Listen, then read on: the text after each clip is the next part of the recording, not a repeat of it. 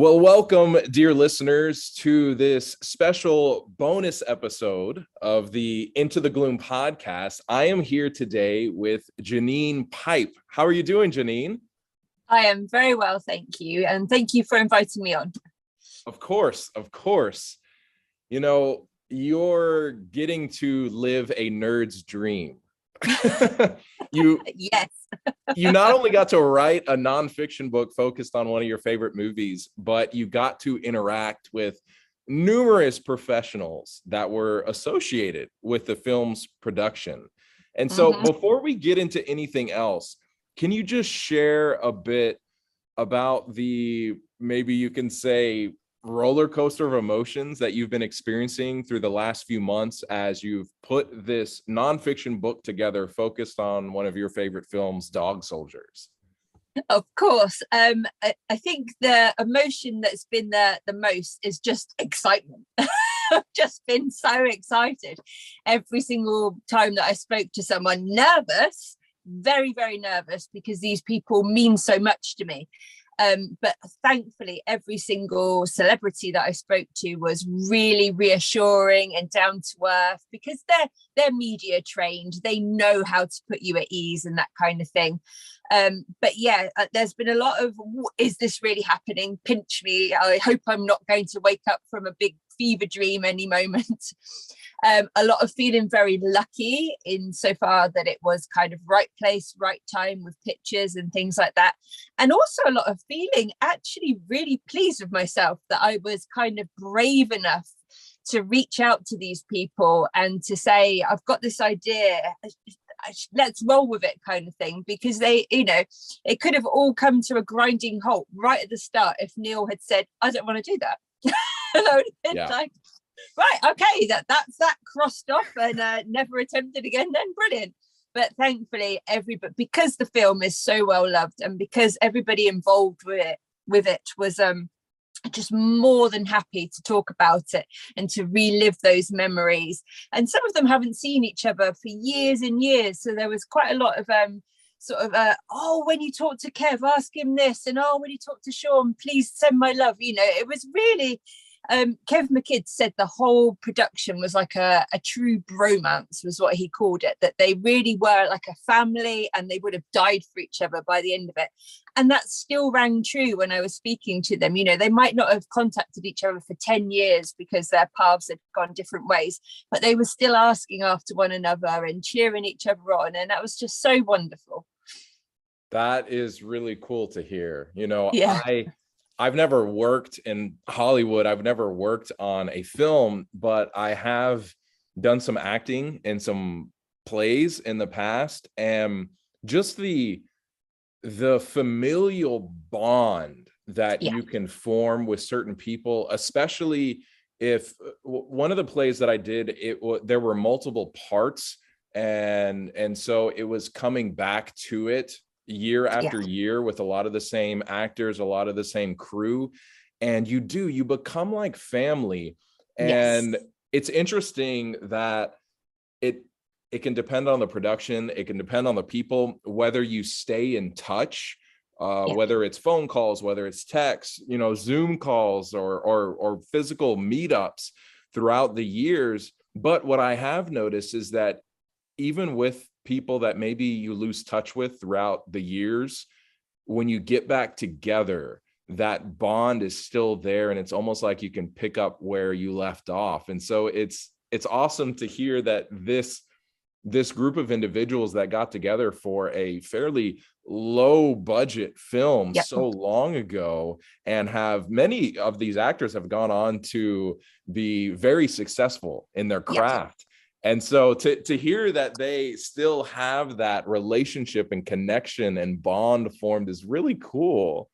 It was definitely. And if you kind of look at Neil's career as well, he used not only a lot of the same actors, especially Sean Pertwee, like appeared in numerous films of his, but he's used a lot of the same crew as well. And he said exactly the same thing, that you build this family And there's a sense of trust as well, obviously, because you know how each other work. You trust each other with, you know, if Neil tells Sam McCurdy, the director of photography, what to do, he knows Sam already knows where he's going to be placed and all of that kind of thing. But it just shows, you know, sort of not only Neil's faith in his crew, but their faith in him as a director and a leader as well.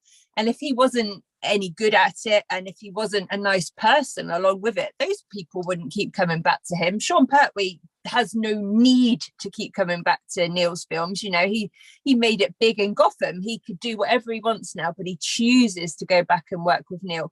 And I think that just shows the friendship and the, like we said, the bond that those guys have had. And it's just wonderful to have experienced it firsthand. Yeah, for sure. And, you know, there are those directors that tend to do similar things. You think of Christopher Nolan, you think of, you know, Mike Flanagan, that they are using a lot of the same crew, a lot of the same actors, but also with those particular directors, their films, their shows tend to always have very strong acting. And so it would make sense that if, you know, you have these actors that come together and they trust each other and they trust the crew and they trust the director and the director trusts them, you're just sort of, you're creating this environment for just elevated creativity and everybody wanting to give their best because they truly care about the other people and how their role, their job is going to affect them as well. That's it, exactly. And even sort of when I spoke to the guys that did like the special effects and things like that, they said, you know, they were working 12, 14 hours on set sometimes because of the amount of work that there was to do. But nobody ever complained. Nobody was ever like looking at their watch thinking, oh God, I need to get off now, because they, you know, they saw the love and the passion and the enthusiasm that Neil had. And then that fed into the actors and the cast. And then that fed into the people like the special effects guys and the camera operators and all of that kind of thing. So everybody was just like, yeah, we want to make this the best we can. It was infectious. And once you've got something like that, then it's like gold dust. You know that you've got, you know, something that's going to last. And it did. Yeah. Yeah. Passion is contagious. I truly believe that. So moving on, I have a little confession to make. Actually, a few that will come out in this interview. The first one is that I had never seen Dog Soldiers until just a few weeks ago in preparation for this interview. So it's definitely fresh on my mind. And I am familiar with Neil Marshall because he directed the movie that gave me my first ever panic attack, The Descent. And that all said, I just want to thank you, Janine, because it's only because you wrote this book and agreed to come on this podcast that I even saw the film, and it was so much fun. And I just want to ask you, was this one of your goals in writing this, hoping to introduce new people to the movie that you love so much? Yes, definitely. And especially when I found out how scarce it was to find in America. Mm-hmm. You know, so over here, it still sporadically plays on some of our TV channels, and you can get the DVDs, even if it's on eBay or something like that. And we've got a brand new Second Sight doing the 4K restoration, which should be out in the middle of July. But for you guys, it seemed to be so much harder to be able to find it. You know, back in when it was first distributed, of course, it was on the Sci-Fi channel, but it hasn't been around for ages and ages. And I don't know where, some people have said that I managed to manifest it. I have nothing to do with it. It's all just a coincidence, but it's now on, is it Voodoo or something like that, that you can find it on over in the US now. And that more or less coincided with this book being released, which was just just remarkable. But yes, I really hoped that the book would appeal to not only the die-hard fans such as myself who already love it, but it would pique the interest of a new generation of fans as well.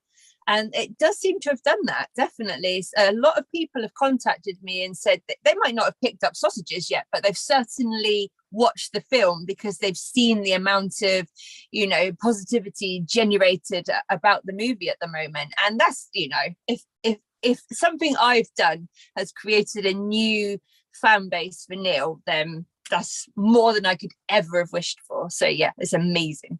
That's awesome. Yeah, my experience, as before we started recording this, you know, I mentioned that I tend to procrastinate and put things off to the last minute. And so I knew that we were supposed to be having this interview, and I kept assuming, I was like, you know, the week before I'll get on one of the streaming services or rent it, do whatever to watch it.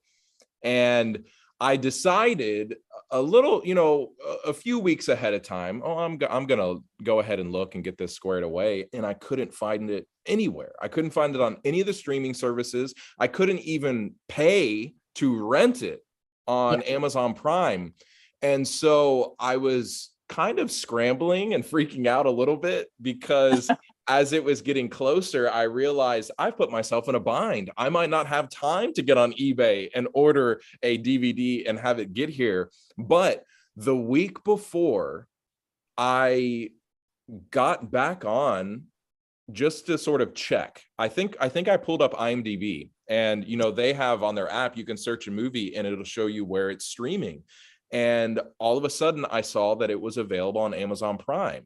And so I went and I looked, and sure enough, it was there. And so I was able to rent it for, you know, a few bucks and watch it. But like I said, I was freaking out and it wasn't there. But it's almost like you know, bring this book out, manifested it. And I mean, it sounds like you were in touch with a lot of people involved with this movie, so maybe some of the producers did some stuff on the back end to get it out there, but I was glad to be able to actually watch it, you know, not a bootleg copy, a legit copy, watch it on my big screen how I wanted to and all of that. So it was an adventure. Yeah. Yeah, you know, sometimes, and it happens a lot with people that have watched films over and over and over again, you're almost envious of people watching it for the first time, just to know what their reaction is going to be to it. And the vast majority of people that have kind of said to me, oh, I watched it because of you, you know, like 99.9% of people have been like, and it was just as amazing as I thought it was going to be. So I'm like, yes, I've been telling you for 20 years to watch it. Yeah, that's awesome. So a second confession of mine, I like reading 1-star reviews, and I found one for Sausages, but it is literally one of the most generous 1-star reviews I've ever read. Essentially, the complaint was that you came across as a bit of a fangirl, and I personally don't see that as an issue. I am a fanboy for a number of things in my life. And, you know, I'm just sitting here and I'm like, is there not a place for people to write about the things that they love and to focus on all the positives without having to even veer into negative territory? And you actually, just recently, you made a post on Twitter talking about this thing that, you know, joking, you could not be an actual critic because you just like to talk about the positive things as opposed to the negative things. And so just expand on that a little bit for us. What are your thoughts on that topic, and why did you choose to write the book from this very positive and affirming perspective? When I first started within the horror community, a way in to kind of get to know people and to interact and for networking and all of that kind of thing was reviewing. So that was one of the first things that I did when I knew I wanted to be a writer, a published writer, and I was dabbling in bits and pieces like that. But a way to start engaging and that kind of thing was through reviewing. And as soon as anybody finds out that you're a reviewer, you get bombarded, obviously, with requests. Can you review this? Can you review that? Which I did for quite a long time for various platforms and things. But even when it was people that I had no interaction with whatsoever that perhaps a publisher had sent or even the platform had sent. I really didn't enjoy saying anything negative about it, because I find that just because I don't like something doesn't mean that it's badly written or that it's not a good story or anything like that. It was just literally something that didn't gel with me. And there are ways to write reviews and critiques and things that you can get across the fact that it wasn't for you, it wasn't your cup of tea, but you know, it's still somebody else might enjoy it and that kind of thing. But I was finding that more and more people that were reviewing, especially for like newspapers and things, it just gets so personal as well. And it's almost like they start just ranting about this thing. And I don't know where that comes from, whether there's a jealousy involved or whether there's a case of, you know, that they need to make themselves feel bigger and better. But then it just really frustrates me, because especially coming from a creative background, if you've put all that work into something, whether it's a book or a movie or something like that, that's your baby. You've put your lifeblood into it. And to see it being absolutely ripped apart by someone, it's heartbreaking. It's absolutely horrible. Now, that's not to say that there isn't obviously a place for positive and negative reviews, and you know, people can learn things from that. And you can sometimes, if a review's written in the way of a critique rather than negative, then you can pick things up and think, oh yeah, I could do that differently, that kind of thing. But so many of these things that I was looking at were just almost negative for the sake of being negative. Like that seemed to be the new thing, to be able to, you know, like how can I shit on this person the most? You know, it almost seemed to be a trend that you couldn't like something, you had to find all the bad stuff. And that's not me. I do not like that. You know, if I don't like something, I just won't talk about it, because hundreds of other people might. And there are movies and things that are very, very popular that are just not my cup of tea. You won't see me tweeting all about it though, because it's not fair on the creators and the creatives that were involved in that. And that's just that's the way that I look at things. I read my reviews wrongly or rightly, and some of them have made me cry. And that's not because somebody's like said, oh, this writing is bad, because that's people's opinions and not everybody's going to like my stuff. That's for certain. But some of them are really, really like, they go right into like you. They're picking you apart and that kind of stuff. And I know when we put ourselves in the public, you know, sort of sphere, then we open ourselves up to that kind of stuff. But this whole kind of like being an internet troll and just doing all this horrible stuff, there's no place for it for me. And as soon as I said to Neil and the people involved in Dog Soldiers that I wasn't interested in any of that, I wasn't looking for dirt, I didn't want to know anything like that. I don't think that was, to be honest. They just seemed to have a bloody good time on set, you know. But I said, you know, I'm not a journalist, so I'm not looking into anything like that. I just want to celebrate this film. This is my favorite film. I've been for 20 years I've been singing its praises. You know, every interview I do, I manage to find a way to segue in Dog Soldiers somehow. You know, if a friend says to me, I'm going on holiday, have a brilliant time, make sure you watch Dog Soldiers before you go. You know, it's like that kind of thing. And that really helped me, because all of the celebrities involved, they're obviously on their guard with things like that, because, you know, in this cancel culture as well, if a celebrity says one wrong thing, even if they don't mean it, it's just taken out of context and everything. So celebrities are always on guard anyway. But as soon as I said, look, I don't want to know anything negative, I don't care if there was any, you know, arguments behind the scenes, that's not what I'm here for. Tell me the fun stuff. Tell me about being squirted with ketchup. Tell me about Sean's sausages going off. That's what I want to know. Let's make this fun. Let's celebrate it. There's so much negativity in the world. We don't need any of that. Let's just make this a fun book for the fans. And that was what I wanted to do. And everybody involved with it loved that take on it, because there is just so much, you know, out there with like, let's see, you know, like even like it's something which I really enjoyed, but like the Cursed movies series on Shudder and all that kind of stuff.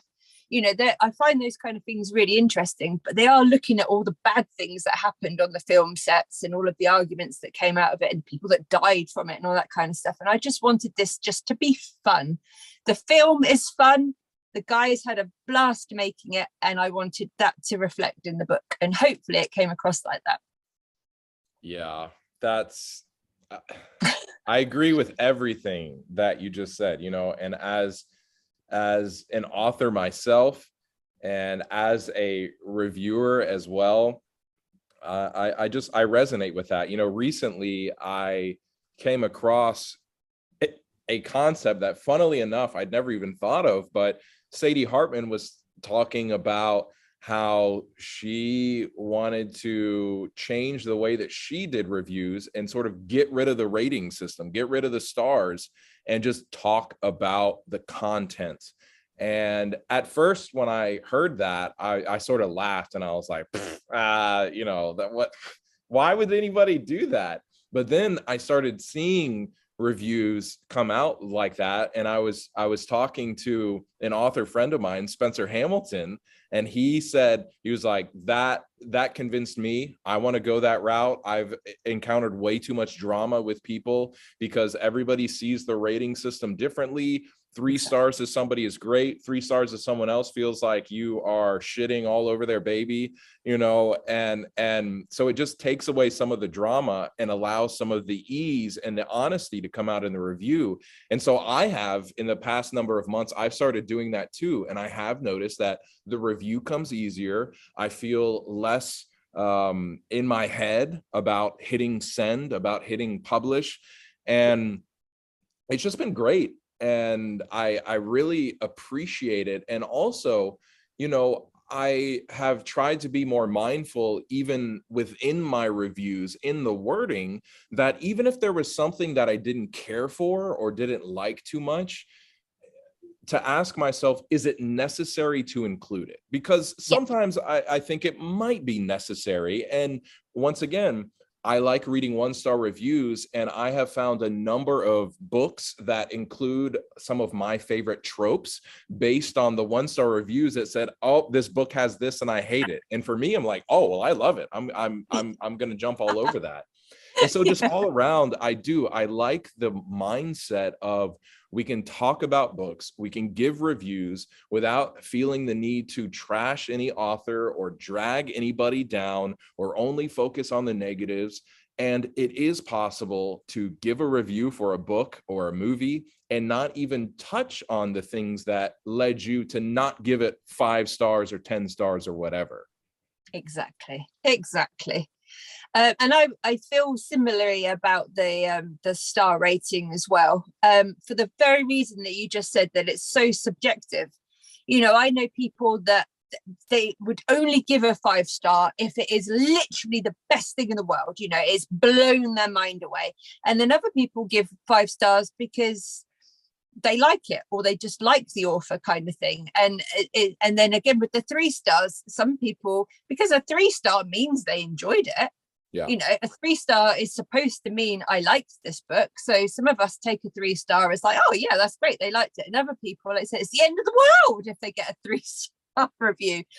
So it's twofold, and it's on both sides, like you say. Like, so as an author, you know, when you see a review that's just stating things that people liked, but there's no overall rating, it kind of makes you think, oh, that's quite nice, really. And then as a reviewer, it takes that pressure off, that intense kind of, like, it was almost getting to the point where you were fearful of you say, like, sending a review, because you just don't know what that person's going to react to it. Because I give it a 3-star because I liked it, and 3 stars mean I like it. But if they're that person that thinks a 3-star is the worst thing in the world, then I've just ruined their day. And it was just too much. Too much pressure. Yeah, for sure. And I mean, it's hard enough to write a review without adding that extra pressure. And it's hard enough writing a book without having to constantly worry about all of that stuff. And, you know, something I wanted to touch on about the fact that you were so open and honest with the folks from Dog Soldiers, that when you went into it, you let them know, I'm not coming with a smear campaign. I only want to focus on the positive. I'm not a journalist here. I'm a fangirl. I bet that led you to get better information because they would have felt more open that they can just sort of let it all hang out, just put it all out there without having to worry about, well, I don't want to share this because how might she twist it, or how might she reflect it in the book. So I bet you got a better book, better interviews, because you let them know up front, I want to focus on the positive here, and I'm a fangirl, and that's how I'm going to write this book. Exactly. It was. I mean, a couple of the interviews that I did, and these guys are busy guys, you know. Kevin McKidd was one of the hardest just to pin down for his interview, because he is so busy. You know, if he's not filming Greys, then he's directing episodes of Greys. He is always on the go. So I was so pleased when we managed to pin him down for, I thought I might get him for like half an hour. We spoke for nearly an hour and a half. And not all of that was about dog soldiers in the book. We just got chatting again, because we were so open and just like enthusiastic about it. And I wanted to know everything. Tell me everything. I just want to know. I'm so excited. And then he was asking me questions about my writing and things like that. And it was just, you know, it would, once you kind of, first of all, for me, once I get over the fact, oh my God, I'm talking to someone that's on my TV, because, you know, I'm still dealing with that kind of being starstruck with these people. But they do very, very quickly kind of like just let you know I'm just a normal person. You know, I've got no airs and graces. Just talk to me like I'm a normal person, kind of thing. And then you just find yourself just chatting away. And it was just amazing. They were all so easy to talk to and so generous with their time, and just lovely people. They really were. That's great. That's great. Yeah, you know, it's just, you mentioned it earlier, but we are living in a time, we are living in a world where there is so much negativity. And you're talking about how a lot of the reviews that you might read in newspapers, they are so negative and so focused on that sort of stuff.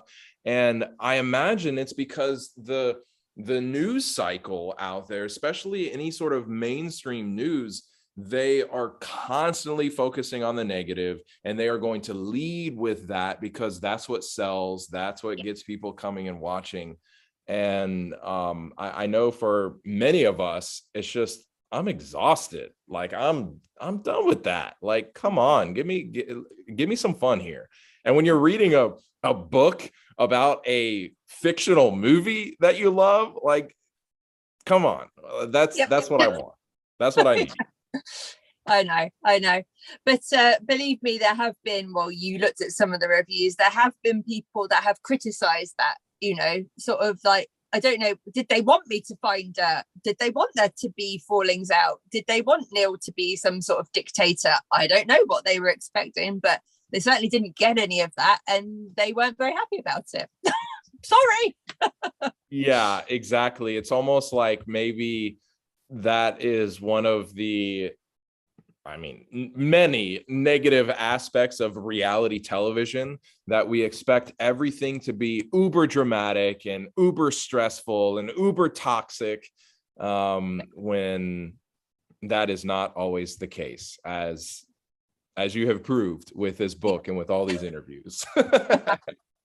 Yeah, sorry if you were looking for, you know, all the dirt and whatnot, it's not there. So go and read a book about a serial killer or something if you wanted to. Yeah. But you know what I mean? It's ridiculous. But there we are. True crime. It is a genre. Exactly. It's out there. Yeah. So I'm jealous here, but you got to talk to Simon Pegg and Edgar Wright, and if you want to see me fanboy, sit me down with either of them. Shaun of the Dead is my absolute favorite horror comedy film. I saw it in theaters, and I've seen it way too many times since. It's one of those movies that I can't watch it with friends without them getting annoyed because I'm just constantly quoting it.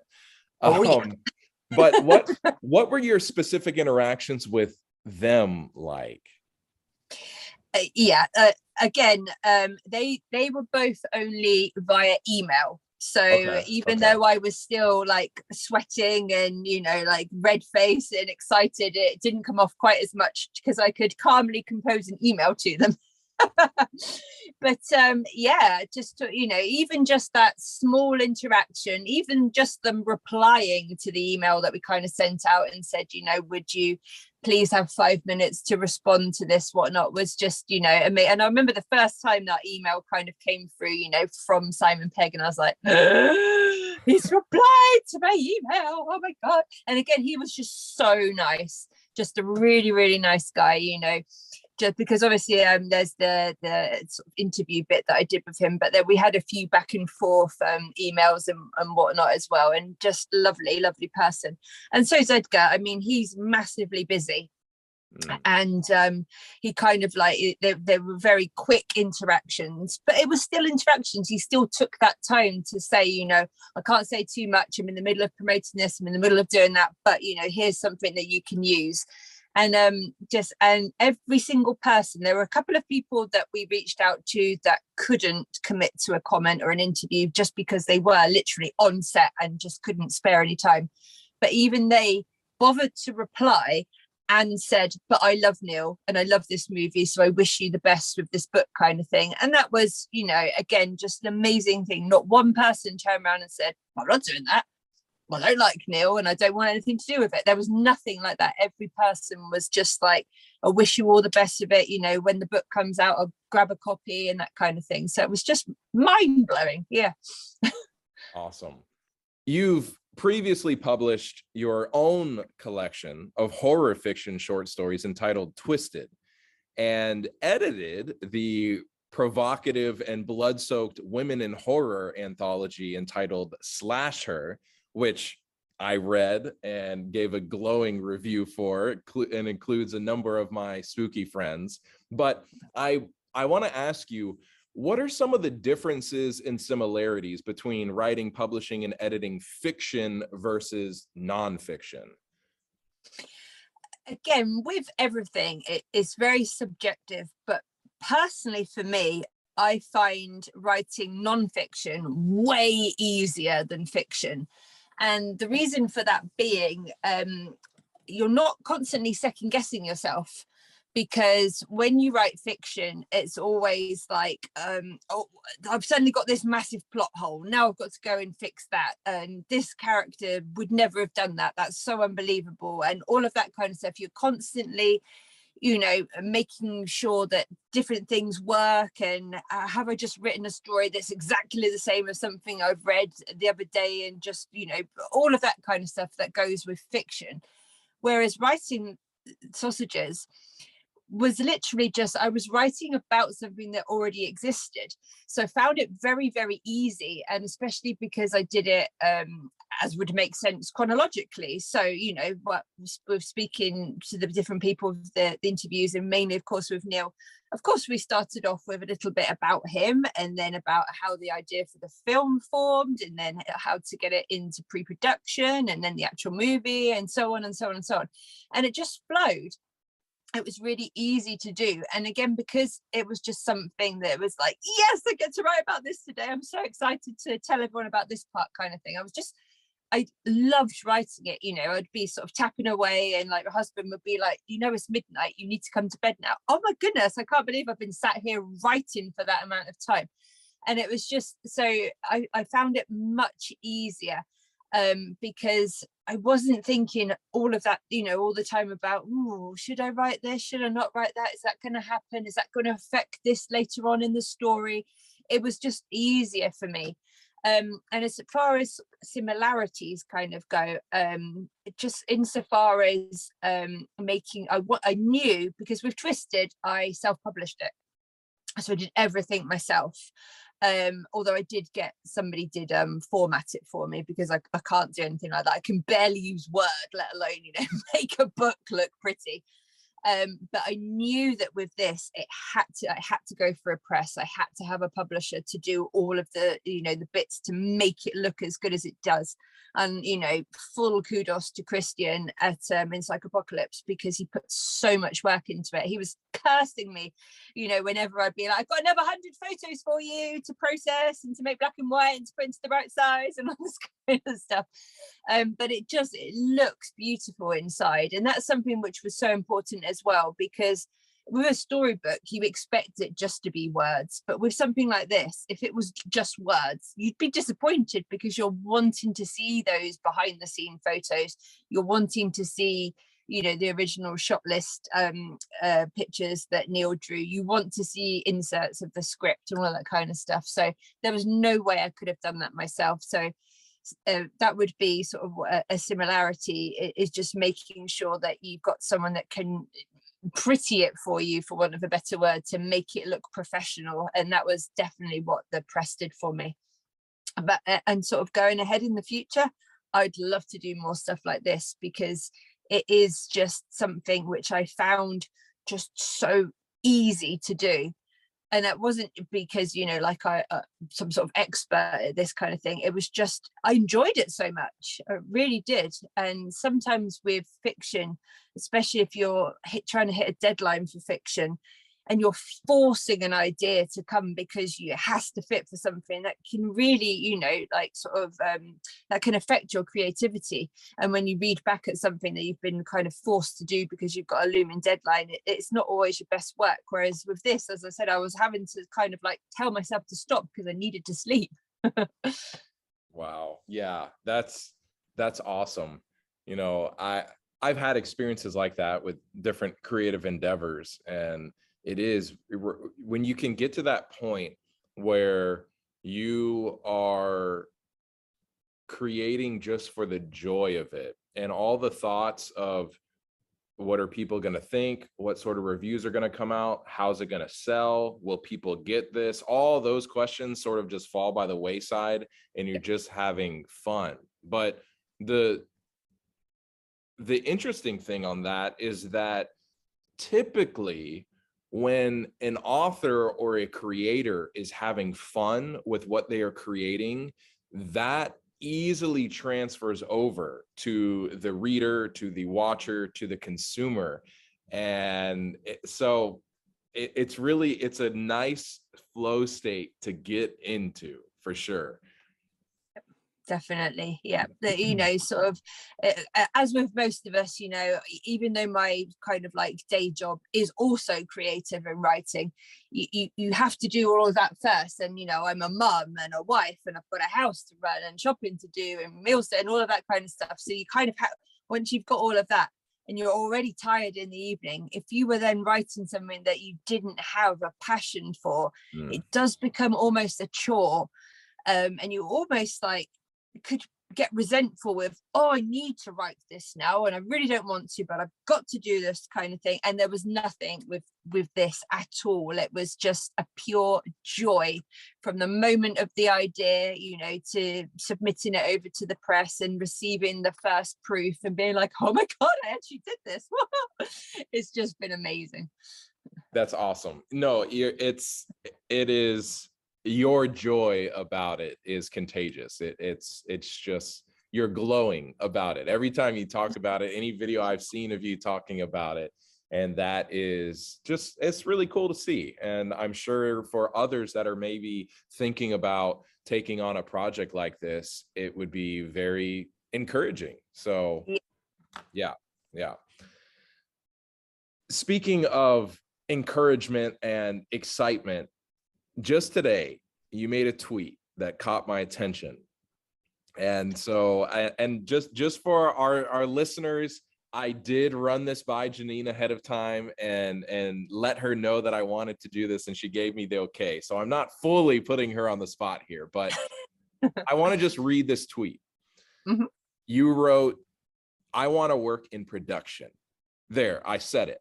Feature-length movies, documentaries, short films, TV series. I want to write stuff. I want to direct. I want to block actors, marvel at special effects. I want to see sets come to life, perfect locations to be scouted. I need to make this happen. That's what you wrote. And for me personally, I am a big believer in chasing dreams and laying out positive and actionable plans to achieve them. So Janine, what are your next steps from here?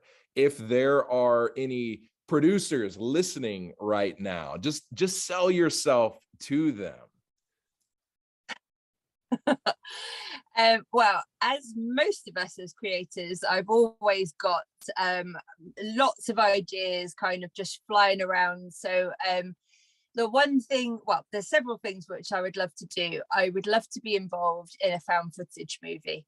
They're something that I absolutely adore, and there are more and more of them coming through, and I would love to, you know, be involved with something like that, because it's one of, for me, it's one of the creepiest subgenres as well, because it does seem so real. And I'm one of these horror authors who, you know, give me all the blood, give me all the gore, the most extreme horror possible, and I'm fine. But give me anything to do with a ghost, and I am behind a cushion or like absolutely refusing to watch it whatsoever. So I am actually a really big wuss as well when it comes to spooky stuff.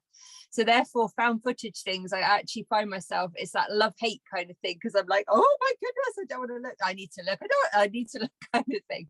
So I would love to be involved with making something like that. And then the other thing I would love to be involved with is making a documentary about a particular either a particular movie, because basically I'd love to do something like I did with Sausages, but in television format, you know, make an actual documentary, whether it's about a specific film or a subgenre. I absolutely love Eli Roth's History of Horror on Shudder. It's one of my favorite things. Just you know, the experts, the talking heads that come in and talk about different bits and pieces. I almost sit there sometimes with, like, you know, a notepad, making like jotting notes down about different things. I find that it's entertaining, it's educational, it's interesting. And again, the people that they get on and don't just tend to be dry academics and that kind of thing. They're, again, people that love this genre. They're people that have got this passion, whether they're actors or writers or directors. They love horror, and their love for it shines through when they're talking about those kind of things. So I'd love to direct something like that. And I'd also love to pick me as one of the talking heads. I'm no expert on anything, but I'll certainly bring the enthusiasm to the screen. So I'd love to do something like that as well. All right. Well, any producers, directors, talent scouts, if you are listening, if you've listened this far, you've already heard us talk about the power of passion and how it's contagious. So if you want passion on set, if you want the creative juices to really get flowing in the creative process, here's Janine Pipe. She is offering her services. Give her a call. So I know that you've already made some dreams come true. You've got plenty of other dreams you want to come true. And so I don't want to take up more of your time. I want you to get back to actually working on making more of them come true. But before you leave, I just want you to let our listeners know, where are the best places for them to connect with you, to contact you, and where can they find more about your work and maybe even purchase some of it? So the best place to find me and to interact is Twitter. That's where I tend to hang around, and it's just simply Janine Pipe 28 on Twitter. If you just type in Janine Pipe on Amazon, my author page comes up, and that's got obviously Twisted Tainted Tales, my short story collection, Sausages, and then there's about 20, if not more, anthologies that I've had stories in or editorial work with and all of that kind of stuff. So definitely just type in my name on Amazon. And that will throw up all sorts of stuff. And just be careful if you type in just Sausages, because you might end up buying your dinner instead of buying my book, though. Yeah, add her name to that search, yeah. And definitely check it out. It is not only well put together, but it looks lovely. It's a nice coffee table accessory. It is, yeah. The hardback especially is absolutely beautiful. But yeah, it is. And that's another thing as well, you know, sort of, I was surprised by how big it was. I don't know why, but in my mind, you know, because you don't necessarily equate like the number of words that you've written to the number of pages that's going to be in a book. And I didn't even think to myself, you know, once all the extra photos and bits and pieces were in, but it's like 400 pages. It's certainly worth the money, I would say. It's a good, you know, a good investment. All right. Well, you've sold it. You've sold it. Well, I just want to thank you so much for coming on here. And Janine Pipe, thank you for entering into the gloom with me. Thank you very much for having me.